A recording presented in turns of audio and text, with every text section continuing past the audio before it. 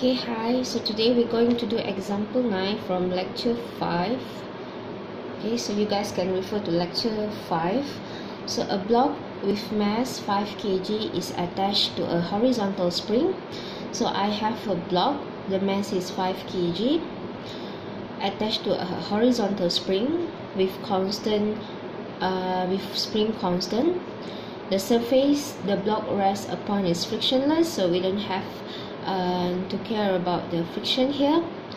If the block is pulled out to initial position of 0.05 meter, so what happened is initially the block is here, and then I stretch or I pull the block until the initial position is 0.05 and I release the block. So this one is 0.05 meter. Find the speed of the block when it first reaches the equilibrium position. So I want to find the velocity here. Okay, so now first thing is I pull the block to this initial position. I hold the block, and then at this position, what kind of energy we have is the potential energy of the spring, because the spring will try to get back its original shape. So at x initial 0.05 meter, I'm going to have potential energy of the spring. Okay, and then there is no kinetic energy because there is no velocity. And then I let go the block will pass through the origin, okay, the equilibrium position at this point. So at x equals to 0, what I will have is that kinetic energy, because the spring will go back to its original shape, so that there is no stretching or compressing original shape. So the only energy left here is kinetic energy. Okay, so what we can do is, by conservation of energy, we can find the velocity at equilibrium position. So E initial equals to E final.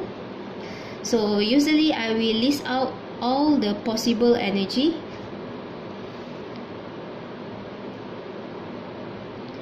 and then I will recognize what type of energy happens here. So initially the block is here, there will be no kinetic energy, and when the block reaches the equilibrium position, there is no potential energy of a spring. So what is potential energy of a spring is half kx initial squared equals to half mv square. This one is at equilibrium position. Okay, so I have initial position, which is 0.05. I have the spring constant. This is just a constant. Half is just constant. I have the mass, which is 5 kg. I can find the velocity of the spring. So I cancel the half, since I cancel both sides. So what I will have is V equals to k x I square over m square root. So since square is square root will cancel each other, I will have x I k over m. So this is how I will find the velocity at the equilibrium position. Now you can put the numbers later, or you can calculate later. Now it doesn't matter here, but I will show you how to solve, okay, instead of putting the numbers. So the final answer, because we need the answer later, is going to be 0.447 meter per second. So this is for A. Alright, and then find the speed when x is at 0.025 meter. So this is 0.05. Find the speed here. 0.025 meter. Okay, so when this block is here, not yet reached the equilibrium position, the energy that you have is potential energy, okay, and kinetic energy, because the spring is still not in its original shape.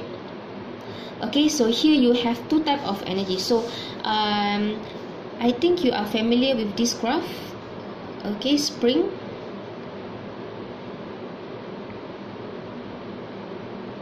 So this is at equilibrium position. Okay, this is, let's say, maximum amplitude.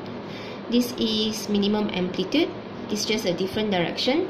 Okay, so here we're going to have PE and here KE. Okay, maybe I should use different color. Okay, but I'm going to show you. Okay, at equilibrium position, okay, this is KE, this is PE. At equilibrium position, PE will be 0, but KE will be maximum. At maximum amplitude, okay, PE is maximum, whereby KE is 0, because the spring is fully stretched. Now, if they ask you the energy in between maximum amplitude and equilibrium position, let's say here, half of it, you go up, you will find PE, and you go up, you will find KE. So any position between maximum amplitude and equilibrium position, any position in between, you're going to have two types of energy, which is PE and KE. You cannot neglect one of them. Okay, so how to find the speed when x is 0.025 meter and okay, that's it. Alright, so what I can do now is E initial equals to E final. Okay, so now initially you can choose the block from 0.05 to here. Okay, so this is initial, this is final. Okay, so here you only have PE. Coming to here, you're going to have KE and PE. So E initial, which I have half kx square x at initial point plus E final at 0.025 meter. I'm going to have two types of energy, half kx squared plus half mv squared. Okay, so this one is x at 0.05, this is at 0.025, and I want to find the velocity. So the first thing is, since all of these terms have half, so I can cancel half, no need to care about it. So kx initial squared minus kx squared equals to mv squared. Kx initial squared minus x squared equals to mv squared. Okay, so the velocity is the square root of kx initial squared minus x squared over m square root. Okay, you can simplify it, but the time that you use to simplify it, you can just substitute and get the answer.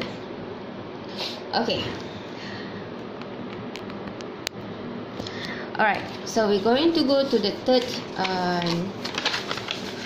question. Okay, maybe I should give you. Okay, so I hope this solution is clear. The next one is, repeat part A.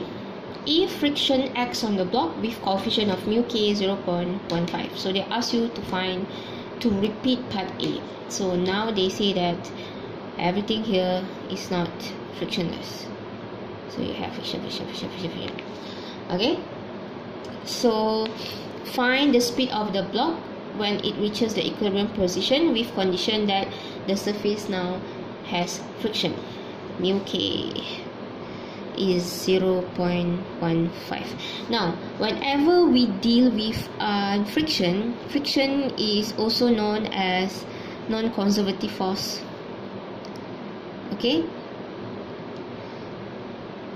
non-conservative force is a type of force that we cannot recover back after it happens. Okay, so friction, we cannot straight away do conservation of energy. Instead, we have to use work energy theorem.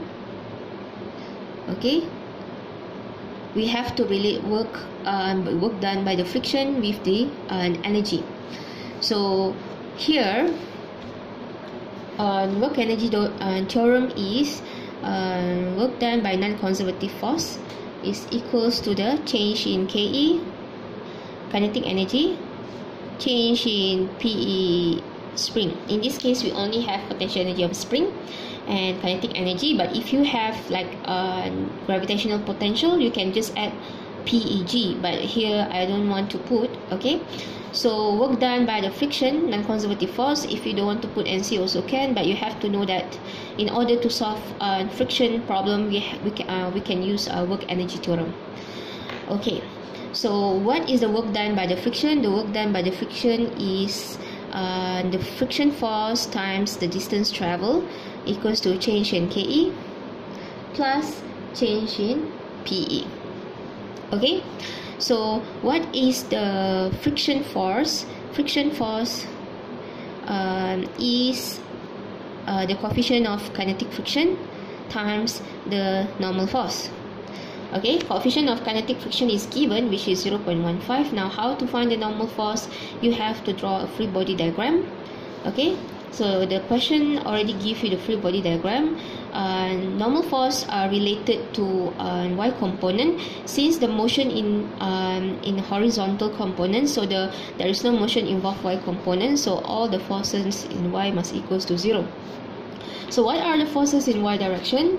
It will be normal force minus mg equals to 0. Normal force is actually mg. Okay, we put that on the other side. So I substitute here, and then negative mu k dot mg. Now what is the distance travel from initial point 0.05 to 0.025, which is equal to the xi. Okay, and then oh sorry, it's from the 0.05 to equilibrium position. So xi, the distance travel is 0.05. Okay, now change in kinetic energy, I can put KE final minus KE initial,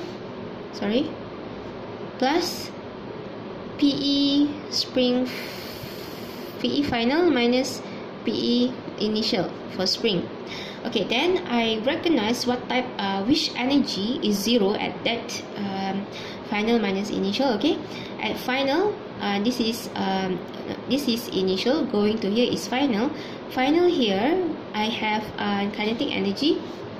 Okay, initially I don't have kinetic energy. Okay, final I have, initial I don't have. Now potential energy, final I don't have, but initial I have. So I rewrite this equation: negative mu k dot mg initial position half mv final square minus half kx initial square.